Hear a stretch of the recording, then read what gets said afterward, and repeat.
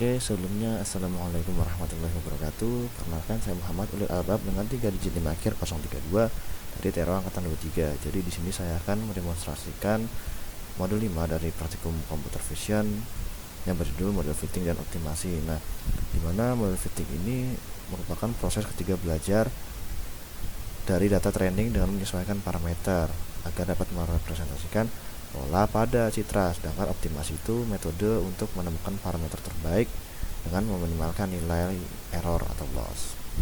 Di sini itu ada 20 percobaan, mana dari percobaan pertama itu ada ordinary least squares atau OLS, weak least square, WLS, total least square, dan lain-lain sampai ke pipeline gabungan. Nah, di sini itu kita menggunakan beberapa library ya. Ini ada CV2, Navi SNP, OS, Matplotlib, dan Matplotlib Pilot. Di sini langsung saja saya coba untuk memberitahu percobaan pertama, yaitu ordinary least squares atau OLS. Nah, di sini untuk meminimalkan jumlah kuadrat residual atau selisih antara data observasi dan model prediksi. Di sini untuk fitting garis, kurva, dan model matematika pada data nyata. Konsepnya menggunakan normal equalization, fitting garis, fitting polinomial, CV2 fit line, perbandingan, dan R-square. Nah, di sini ada fitting garis linear ya dalam codingnya, fitting polinomial, fitting garis, dan yang lain. Di sini akan saya coba running untuk hasilnya. Untuk outputnya menampilkan seperti ini. Karena tadi saya sudah tersimpan untuk hasilnya, maka saya akan buka untuk outputnya.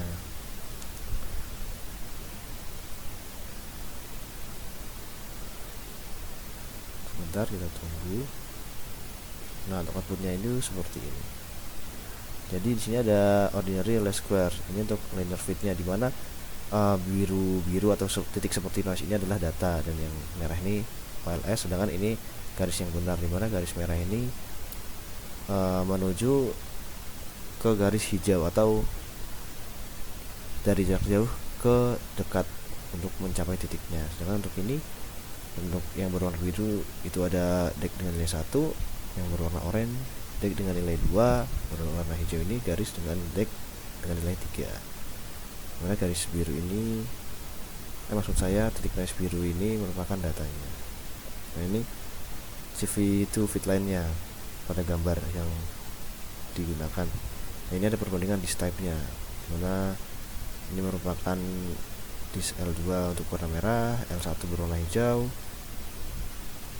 L12 berwarna biru, dan berwarna ungu itu disk hardware. Lalu ada percobaan yang kedua, yaitu weak least square. Di sini itu WLS memberikan bobot berbeda untuk setiap observasi, di mana titik lebih dipercaya mendapat bobot lebih besar sehingga hasilnya lebih akurat dibanding WLS, yaitu percobaan yang sebelumnya saat kualitas datanya tidak merata. Nah, rumusnya ini seperti ini. Lalu untuk fungsi utamanya itu banyak ya, ada NP-linear, NP-diag, NP-linear, dan Matplotlib Pilot. Library-nya masih sama.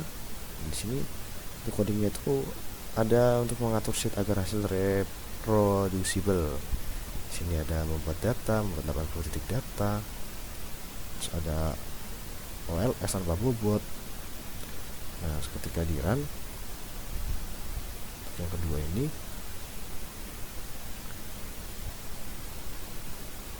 nah, menghasilkan ini perbandingannya OLS versus WLS, ukuran titik bobot.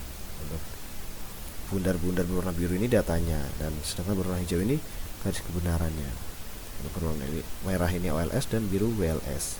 Di sini terlihat ya ada perbedaan, mana masing-masing garis itu mendekati garis kebenarannya. Nah, ini ada residual WLS-nya berwarna merah, dengan WLS-nya ditunjukkan berwarna biru, dan S-band berwarna putih keabu-abuan.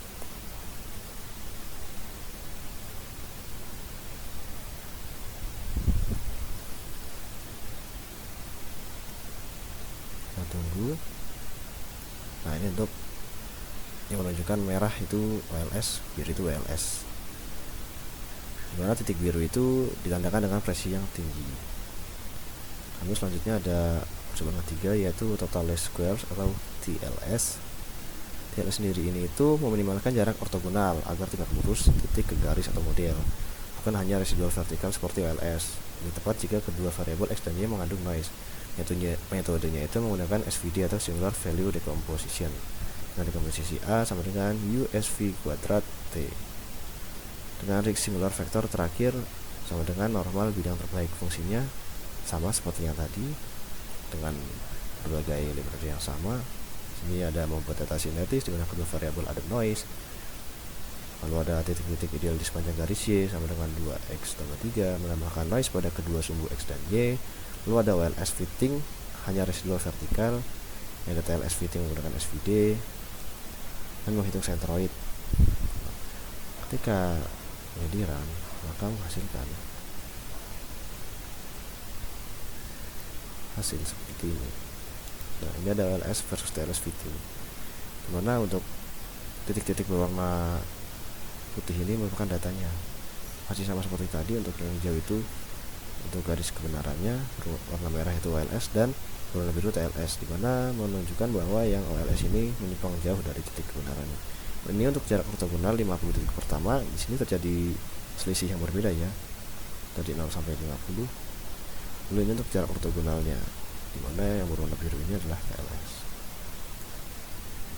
Oke, selanjutnya sini ada percobaan yang keempat, yaitu ransak fitting garis, dimana ransak ini adalah random simple consensus, merupakan algoritma robust untuk fitting model yang tahan terhadap outlier, berbeda dengan least squares yang mudah terpengaruh outlier. Ransak memiliki subset acak, membuat model lalu menghitung seberapa banyak titik yang cocok inlier. Nah, algoritmanya itu untuk garis pilih 2 titik acak, lalu buat garis, hitung jarak semua titik ke garis, hitung jumlah linear, ulangi n kali, lalu refit menggunakan semua inlier terbaik. Fungsi utamanya masih sama, tapi ada NP random choice. Lalu untuk library masih sama. Sini ada membuat data dengan banyak outlier, lalu di codingnya juga ada OLS terpengaruhi outlier, ransak manual untuk implementasi dari nol, dan lain-lain. Nah, untuk ketika dirun, hasil yang keluar adalah seperti ini. Kita tunggu. Nah, ini OLS terpengaruhi oleh outlier ya. Ini untuk yang berwarna biru ini adalah inlier, sedangkan yang merah itu outlier, itu keluar dari garis. Untuk ini tetap garis kebenaran, OLS berwarna merah. Ini untuk ransak robustnya seperti ini. Untuk ransaknya itu berwarna biru, dia lurus hampir sempurna mendekati garis kebenarannya. Sedangkan itu perbandingan OLS dan ransak, mana ransak itu lebih presisi daripada OLS. Selanjutnya di sini ada percobaan kelima, ransak fitting lingkaran, di mana ini menerapkan ransak untuk fitting lingkaran di antara data dengan outlier. Minimal 3 titik diperlukan untuk mendefinisikan sebuah lingkaran. Nah, titik yang menentukan lingkaran yaitu ada center dan radius, didapat dari sistem persamaan seperti ini. Fungsi utamanya masih sama, tetapi di sini ada CV2 circle untuk gambar lingkaran dan win and closing circle untuk lingkaran minimum maksud saya. Untuk library masih sama. Ini ada membuat data lingkaran dengan outlier, lalu ada fungsi fitting lingkaran dari 3 titik, ada ransak untuk lingkaran. Di sini coba kita langsung run saja untuk hasilnya seperti apa. Akan keluar. Nah, ini untuk ground truth atau lingkaran yang benar, di mana biru-biru ini masih menunjukkan true inlier, itu berada pada daerah pada garis. Sedangkan ini yang pro outlier itu berada di out atau di daerah luar. Untuk garis kebenarannya berwarna biru, sedangkan untuk perbandingan ransak inlier dan ransak outlier,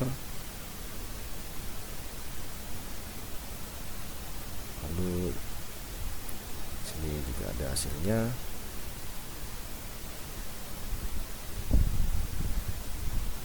Nah, ini untuk hijau itu true, sama seperti tadi ya. Selanjutnya ada percobaan ke-6, yaitu Hawk transform garis, itu untuk mendeteksi garis, dimana titik-titik di image space menjadi kurva di parameter space. Garis terdeteksi sebagai peak di akumulator space. Persamaannya yaitu seperti ini. Lalu untuk fungsi utamanya ada CV2 canning untuk deteksi tepi untuk input hawk, CV2 hawk lines untuk mengembalikan row theta, CV hawk line P untuk probabilistic hawk mengembalikan endpoint, dan CV2 dot line untuk menggambar garis hasil. Untuk library masih sama, tapi di sini ada mempersiapkan gambar dengan garis-garis dengan PNG. Lalu preprocessing konversi grayscale plus deteksi tepi canning, ada standar hawk transform sama seperti yang ada di atas tadi. Di sini kita bisa langsung akan kita lihat hasilnya, apa yang akan dihasilkan. Kita tunggu ini untuk outputnya ya, untuk prosesnya. Nah, ini untuk akumulator space, dimana di row atau pixelnya ini menunjukkan dari angka mungkin ini dari 100 sampai ke 470-an dengan derajat negatif 80 sampai 80. Sedangkan untuk edge scan itu mendeteksi seperti garis tepi seperti ini di kisaran 0 sampai 100 saja. Sedangkan untuk yang standar hawk lines ini di sekitaran pixelnya sampai 100 juga. Itu. Lalu selanjutnya ada yang percobaan ke-7, yaitu hawk transform lingkaran, dimana sini untuk mendeteksi lingkaran digambar setiap pixel edge memberikan vote di parameter space 3D seperti CX, CY, dan R. Nah, PNGV-nya menggunakan metode hawk gradient atau 2 pas. Yang pertama untuk menentukan center candidates dari gradient edge, kedua untuk radius terbaik untuk setiap center. Fungsi utamanya CV2 hawk circle untuk deteksi lingkaran, deteksi tepi, pre-processing, dan menggambar lingkaran hasil. Untuk library-nya itu masih sama ya, seperti yang tadi, seperti umumnya. Yang pertama itu ada proses memuat gambar koin, lalu ada pre-processing, deteksi lingkaran, lalu yang selanjutnya pasti ada deteksi tepi dan menggambar lingkaran hasil. Nah, di sini saya akan coba untuk run dan memperlihatkan seperti apa output yang dihasilkan. Ini running. Nah, ini memuat gambar ya, pre-processing, hawk circle, dan pengaruh parameter. Nah, di sini itu ada param 2 sampai dengan 10, di mana sini menghasilkan 58 lingkaran. Jadi setiap lingkaran itu mendeteksi titik-titik. Dan ini 16 lingkaran, 20, untuk 30 itu ada 0 lingkaran. Dan untuk yang negatif 60 juga 0 lingkaran. Seperti itu.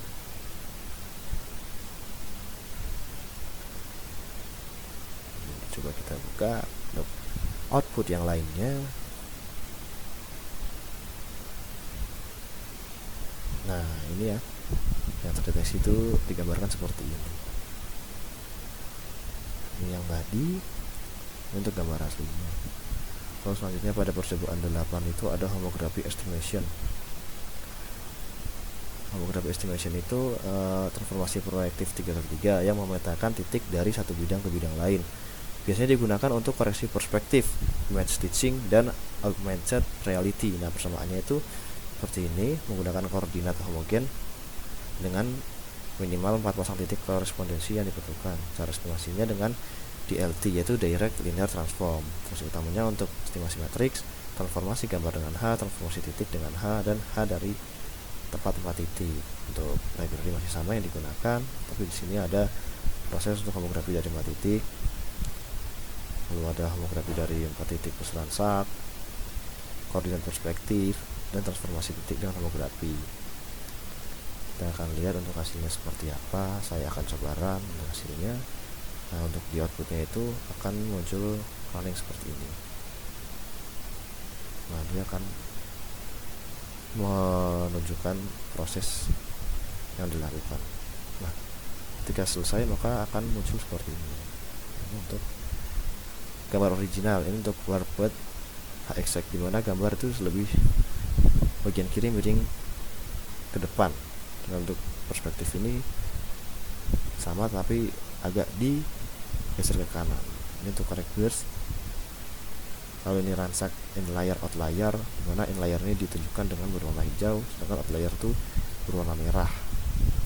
Ini untuk ransak resultnya ini ditunjukkan dengan grafik berbentuk batang.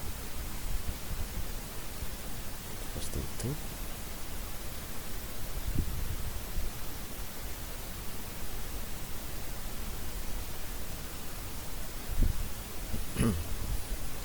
Kita akan tunggu untuk lihat ini yang tadi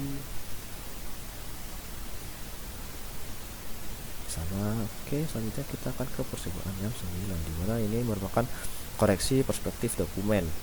Sini aplikasi homografi mengoreksi perspektif dokumen miring menjadi tampak datar atau bird's eye view, tampilan mata burung. Sangat berguna untuk scanner dokumen di smartphone. Pipeline-nya itu pre-processing, grayscale, blur, dan edge, deteksi kontur terbesar kertas. Yang ketiga aproksimasi 4 sudut. Yang keempat hitung homografi, dan yang kelima bab ketampilan datar. Tujuan utamanya untuk mencari kontur, aproksimasi poligon, luas kontur, hitung H dari 4 titik, dan wrapping gambar. Untuk library masih sama yang digunakan. Di sini membuat gambar dokumen nyata dan simulasi perspektif miring. Lalu di coding juga ada preprocessing grayscale, blur, dan edge detection, dan menemukan kontur terbesar atau kertas. Untuk yang 9 ini kita akan coba untuk di running dan hasilnya seperti apa. Untuk di outputnya sendiri itu maka akan menunjukkan prosesnya ini untuk membuat gambar dokumen nyata dan lain-lain sampai keluar hasilnya. Nah, ini ada input dokumen miring. Sedangkan di sini ada pipeline koreksi perspektif dokumen. Jadi yang terlihat itu seperti garis tepinya. Sedangkan ini ada contour detection untuk mendeteksi kontur. Untuk yang di bawah ini ada perbedaannya juga ya, untuk warna dari setiap gambar. Yang ke-9 menunggu. Lalu yang selanjutnya yang ke-10 yaitu ada Errors Robust Fitting, dimana ini metode robust fitting yang secara efektif mengurangi pengaruh outlier, dimana setiap iterasinya satu fit model menggunakan white least squares atau WLS, yang kedua hitung residual, lalu update bobot, dan ulangi sampai convergen. Nah, robust loss function ini ada Haber, Takei square, dan Cauchy. Fungsi utamanya untuk WLS per iterasi dan perbandingan dengan library yang sama. Prosesnya ada membuat data dengan outlier, fungsi wake berdasarkan robust loss, ada implementasi errors, dan juga ada jalankan errors dengan berbagai based on wake function. Seperti itu. Untuk hasilnya kita akan coba. Nah, sudah pasti di outputnya pasti akan muncul untuk prosesnya.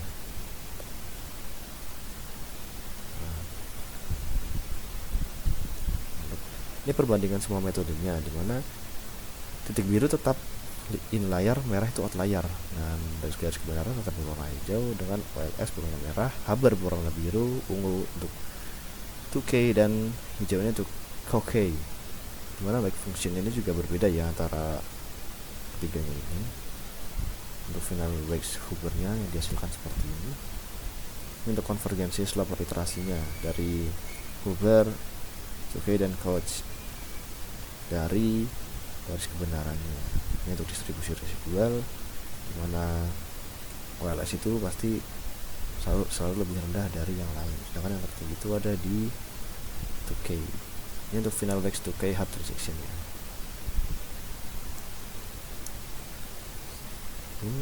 Lalu untuk yang percobaan ke-11 itu ada regularisasi Ridge Lasso, dimana ini menambahkan penalti pada parameter model untuk mencegah overfitting.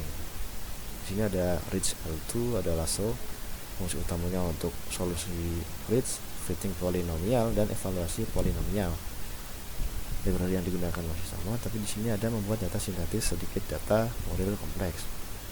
Lalu ada polynomial fitting tanpa regularisasi atau overfitting, dan ridge regression, yaitu regularization, dan ada lasso regression.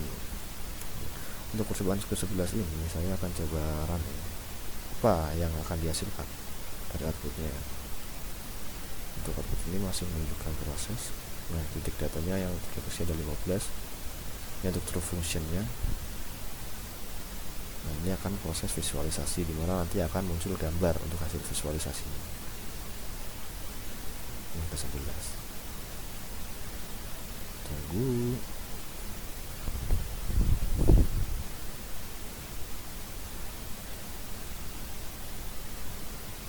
ke sebelah situ hasilnya itu seperti ini.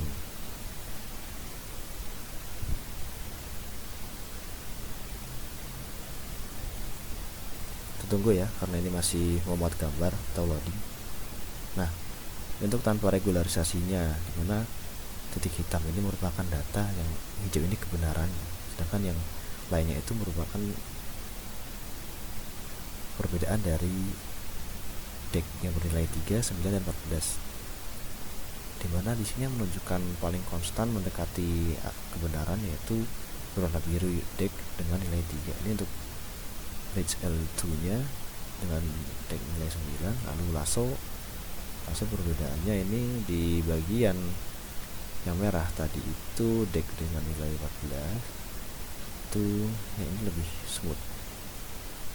Kan untuk ini MSI trainnya berwarna biru dan MSI testnya berwarna merah. Ini untuk range coefficient pad, lalu ini untuk lasso coefficient pad dihasilkan. Ini lebih tidak beraturan yang lasso coefficient pad ya. Selanjutnya ada percobaan 12, ada fitting ellipse contour. Ini sekumpulan titik atau kontur menggunakan least square. OpenCV-nya menyediakan fungsi build untuk fitting ellipse, bounding box, berotasi, dan aproksimasi kontur. Ini ada membuat gambar dengan berbagai bentuk, ada menambahkan kontur, ada fitting ellipse pada setiap kontur, lalu ada perbandingan metode fit ellipse. Nah, untuk yang ke-12 ini coba akan saya run dan kita lihat prosesnya di output. Ini sudah menunjukkan running. Nah, ini sudah masuk, ada membuat gambar, menemukan kontur, kemudian deteksi kontur ya di sini. Oh, banyak sekali.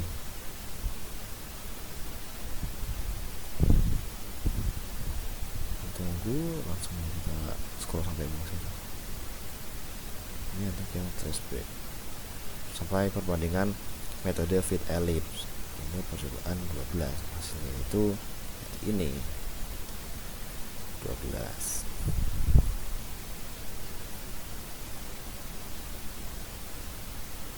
Jangan tunggu outputnya. Nah, ini yang dideteksi. Ini untuk mendeteksi kontur dan titik-titik lainnya. Dan di sini terdeteksi banyak sekali titik dengan memfokuskan beberapa titik yang dideteksi. Lalu untuk percobaan 13 itu ada template matching, di mana ini mencari lokasi template kecil di dalam gambar besar dengan menggeser template dan menghitung skor kecocokan di setiap posisi. Fungsi utamanya itu ada CV2 match temp untuk hitung similarity map antara gambar dan template, lalu ada CV2 min max untuk cari lokasi nilai min max di result map, lalu ada normalisasi cross correlation, normalisasi square difference, normalisasi cross correlation. Ini juga menunjukkan coding yang digunakan, ada terapan NMS, ada gambar hasil setelah NMS, ada template matching pada skala berbeda. Kita bisa langsung untuk running melihat proses dan hasilnya. Ini menunjukkan running di bagian output. Ini ada template matching. Oke, kita bisa tunggu ya. Nah, untuk temp curve, ini untuk nilai-nilai yang berbeda ya. Untuk nilai yang terbaiknya itu menunjukkan yang berbeda. Kemudian di pertama ini menunjukkan gambar yang pecah. Ini nilainya banyak tetapi menghasilkan gambar yang halus, tidak pecah atau fokus seperti itu.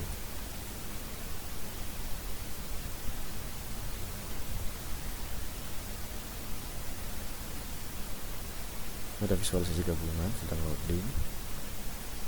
Nah, ini untuk gambar asli, template, tracer map, curve map. Di sini ada single base match seperti ini, untuk arrow match seperti ini. Untuk after NMS tidak ada yang terdeteksi atau nol deteksinya. 13. Kita langsung ke yang percobaan 14. Nah, sini adalah grab cut segmentation. Itu adalah segmentasi gambar dengan meminimalkan fungsi energi, di mana OpenCV menyediakan grab cut yang mengimplementasikan grab cut untuk segmentasi foreground atau background. Fungsi utamanya untuk segmentasi foreground menggunakan grab cut, inisialisasi dengan bounding rectangle, inisialisasi dengan mask manual, segmentasi berbasis vector set, lalu library-nya masih sama, ada cv2, nabi snmp, os, matplotlib, dan matplotlib.pilot as plt. Sini itu ada digunakan tetap sama, ada memuat gambar, lalu menemukan grabcad dengan rectangle. Nah itu ada grabcad dengan masuk iterasi, ada iterasi grabcad dan konvergensi, dan set segmentation. Percobaan 14 ini akan saya run dan akan saya tunjukkan hasilnya dari outputnya. Harus sabar untuk menunggu hasilnya.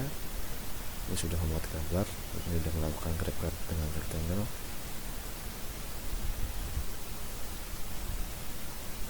Tunggu saja.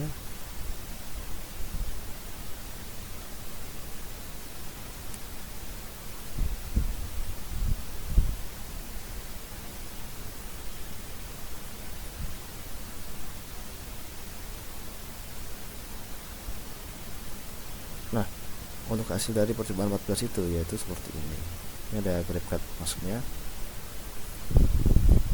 Kita tunggu hasilnya.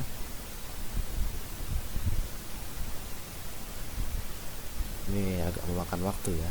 Nah ini untuk grabcad pasnya, ini ada grabcad tracknya, ini ada grabcad all, perbedaannya original. Ini yang rec, ini yang mask. Terlihat bahwa yang mask itu sedikit lebih kecil dari yang rec. Nanti tersebutnya hampir mirip ini original. Nah, untuk noise image ini jelas terjadi beberapa titik noise yang sangat banyak dengan ground truth seperti ini. Sedangkan untuk ICM resultnya sedikit terjadi pecah-pecah kotak-kotak di bagian pinggir dan di dalam persegi.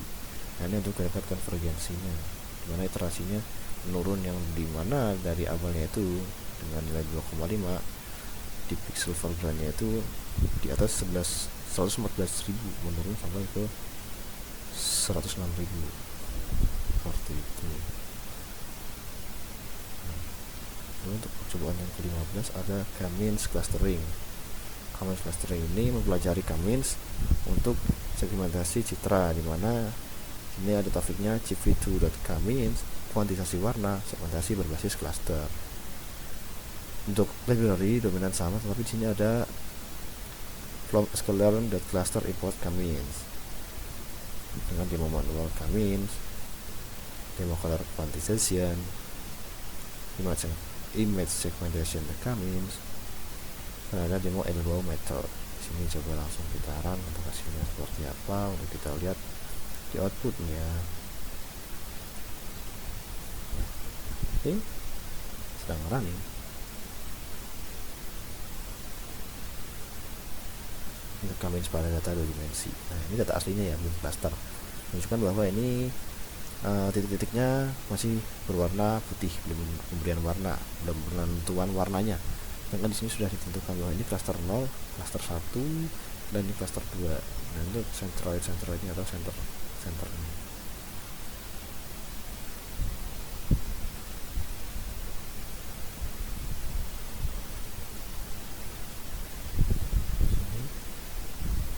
Ini untuk munculan warna.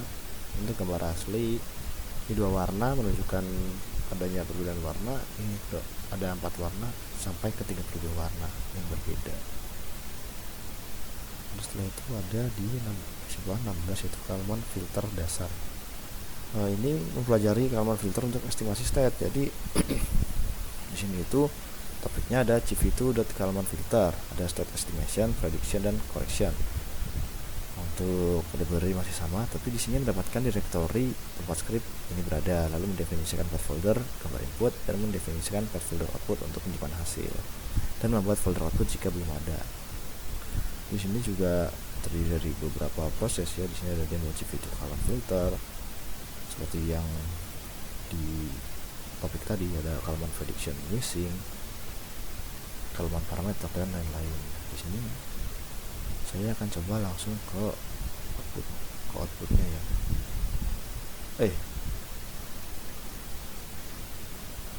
Saya akan ke yang 16 saja.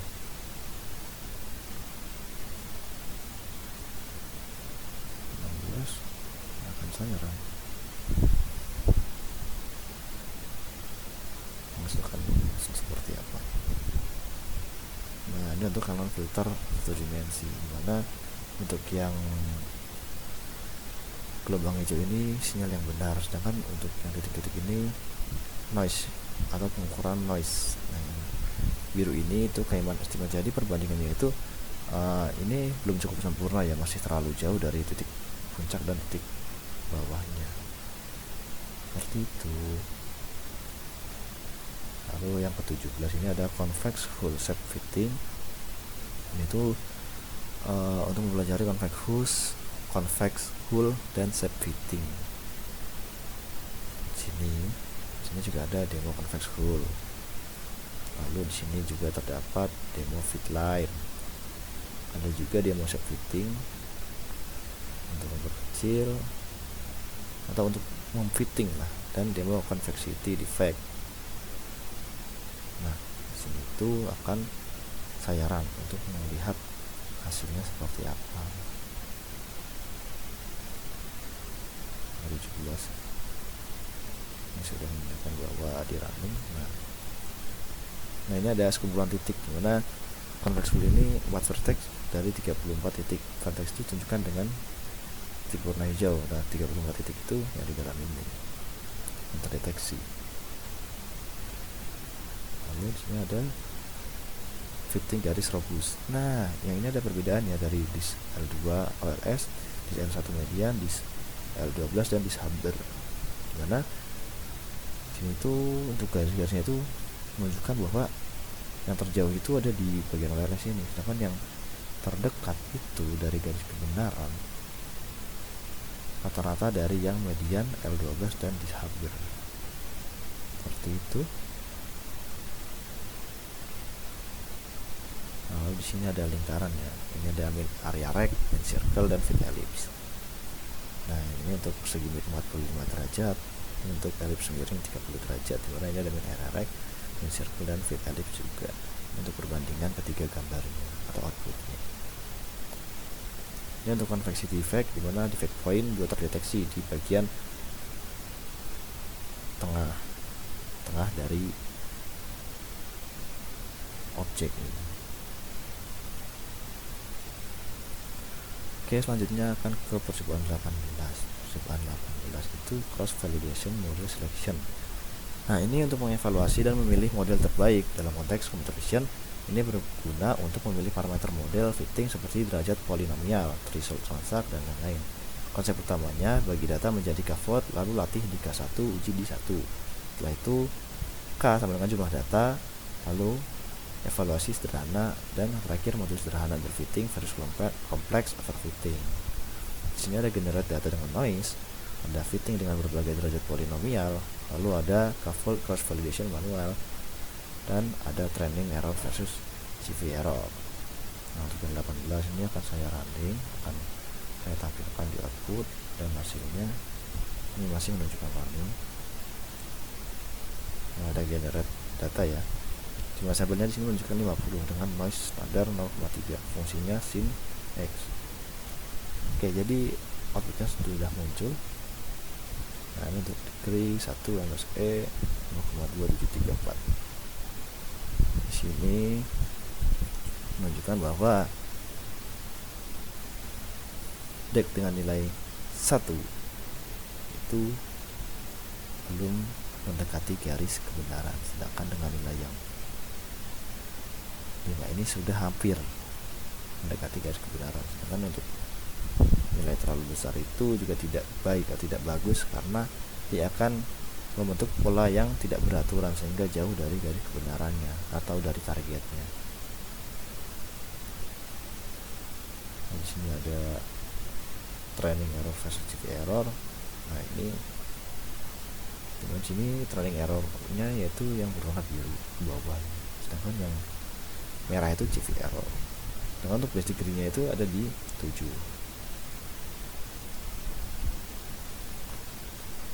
Lalu ada lagi hasilnya, kita tunggu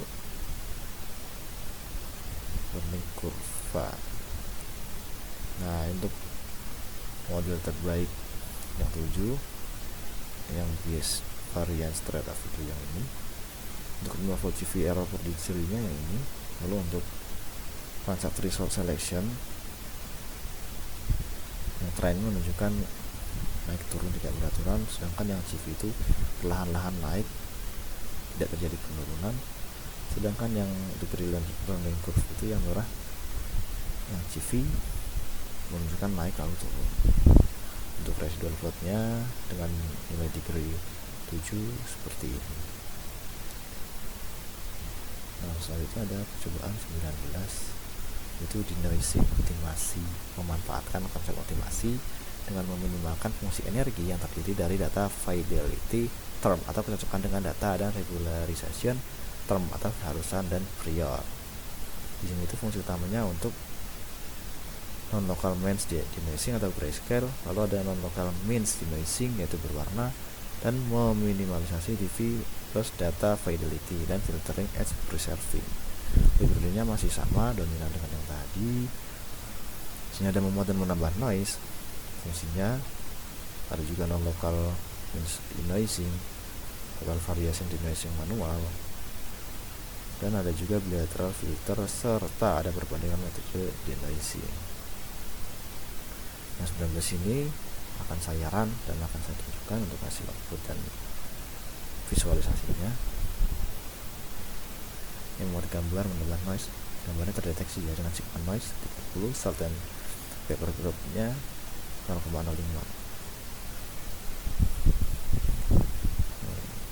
Tunggu saja sampai keluar visualisasinya. Sini ada variation denoising.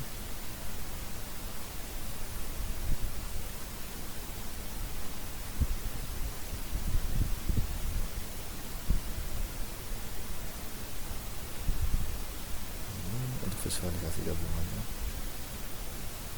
kita lihat hasilnya.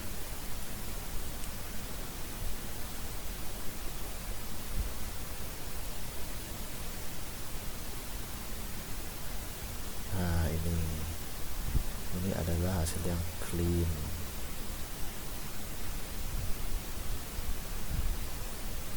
Nah, saya akan buka yang lebih jelas. 19 all.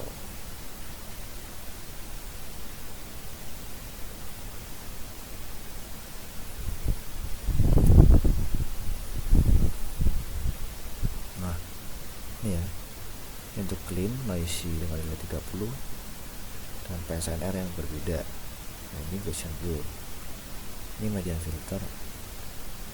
Ini untuk NLM nilai H nya 5, ini 10, 20, lalu 35. Di sini terlihat bahwa ketika nilai hanya itu kecil, dia terdapat noise yang terdeteksi, sedangkan ketika nilainya lebih besar maka dia akan lebih halus.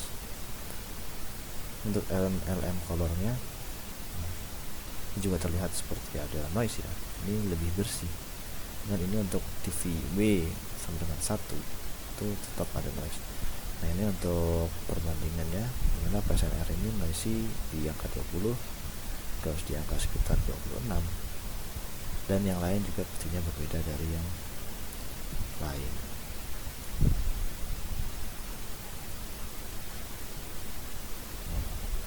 Selanjutnya ada pipeline gabungan. Gabungan ini menjalankan seluruh percobaan. Jadi percobaan terakhir ini menggunakan berbagai teknik model fitting dan optimasi menjadi satu pipeline end-to-end. Nah, pipeline ini mencakup yang pertama ada pre-processing, kedua ada feature detection, ketiga ada model fitting atau ransak yang biasa kita kenal ransak, yang keempat ada evaluasi, dan 5 visualisasi. Nah, ini mensimulasikan workflow nyata dalam computer vision di mana beberapa metode digabung untuk menyelesaikan tugas tertentu. Di sini ada beberapa library. Nah, di sini yang menonjol yang belum terlihat atau belum digunakan adalah library time. Nah, di sini ada deteksi garis pada gambar jalan, di mana ada beberapa step sampai step 3, ada step 4 juga. Nah, di sini ada pipeline 2 untuk estimasi transformasi geometri, dan beberapa step juga pastinya. Dan ada benchmark metode fitting seperti itu. Lalu ketika kita run, dia akan menemukan hasil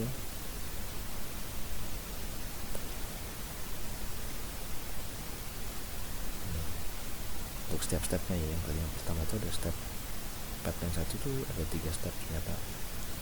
Ini line detectionnya pipeline 1, Kenny Edge. Pipeline 2 ada transform estimation, dimana ini mendeteksi garis ya, dimana ini adalah line detection. Lalu di sini ada Kenny Edge seperti garis tepi. Lalu ada fitting comparison, dimana di sini Hamber tetap menjadi yang paling baik di antara WLS. Dan untuk fitting error comparison itu ransak paling minimal daripada yang lain. Nah, ini ada ringkasan pipeline. Jadi pipeline 1 itu line detection, terdapat Kenny plus Hawk plus fitline, dimana ada 10 garis terdeteksi. Sedangkan pipeline 2 itu ada transform estimation, ORB plus BF matcher plus ransak, dan ada MY dengan nilai 49.6954. Dengan pipeline 3 benchmark, yaitu yang terbaik ransak dengan data 114.30 PTS.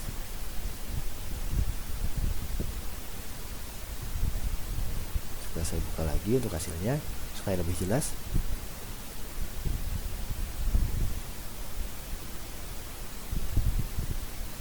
Tunggu yang tadi. Nah, ini untuk yang pipeline tadi, dan untuk yang titik-titik yang dideteksi pada pipeline 2 yaitu transform estimation. Seperti itu. Oke, selanjutnya di sini kelompok saya memilih project yaitu Advanced Motion Detection Security System menggunakan Python dan OpenGV. Mana ketika di ketentuannya yaitu seperti ini. Nah, sistem keamanan memerlukan deteksi gerakan dari webcam dengan membuat optimal flow antar frame, threshold, magnitude, lalu motion max, dan ransak memisahkan kamera set versus object motion. Yang dia ada bounding box, yang ada logging timestamp, lalu ada rekam klip saat motion, dan G alert level.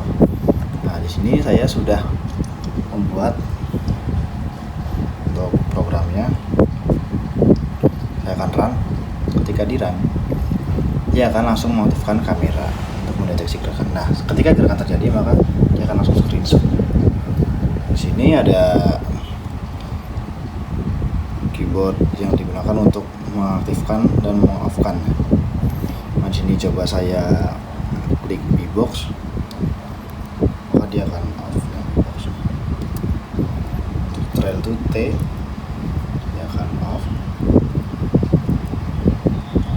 Head map ini ya.